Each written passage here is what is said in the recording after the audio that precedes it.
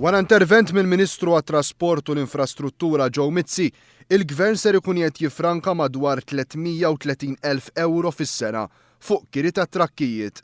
Għalkemm matul is-snin li għaddew gvernijiet nazzjonalisti kienu joħorġu tenders għal kiri ta' vannijiet kbar sabiex jinżabru s-siġar u jinġar ġebel kbir, kirja li kienet tiswa lill-Gvern aktar minn 1,000 euro kuljum, wara spezzjoni ħareġ li l-Gvern kien diġà mgħammar bi 42 trakk illi kienu jistgħu jagħmlu dan l-istess xogħol. Trakkijiet li tħallew moħbija f'garaxijiet mingħajr ma jintużaw għal snin twal.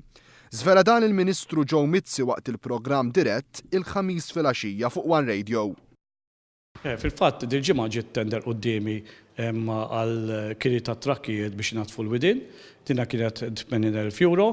Jien meta rajt it-tender qudiemi rifjutajt nifirma, ma firmajtix, u ndagajt ħanara fejn huma l-impress trakkijiet li għandna mad-dipartiment tagħna. L-impressjoni li tawni kienu hemm xi ammont ta' trakkijiet, però meta mbagħad fittxuli fir-realtà sibt li hemm 42 trakk impress. It-tender għal ġar ta' biċċiet ta' siġar li jkunu nqataw mit-toroq Maltin u Għawċin kien jiswa l-Gvern madwar 80,000 euro, waqt li dak għal ġar ta' ġebel mill-barrieri għal proġetti infrastrutturali kien ilaħħaq l-ispiża ta' madwar 800 euro kuljum.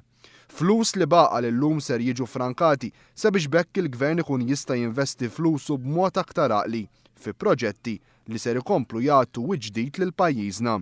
Waqt dan l-istess programm il-Ministru Joe Mizzi sostna illi bħalissa tissir ħidma kbira sabiex ir-riżorsi fih dan il-Ministeru jiġu użati bl-aħjar mod possibbli sabiex bekk ma jibqax ikun hemm aktar ħela ta' flus.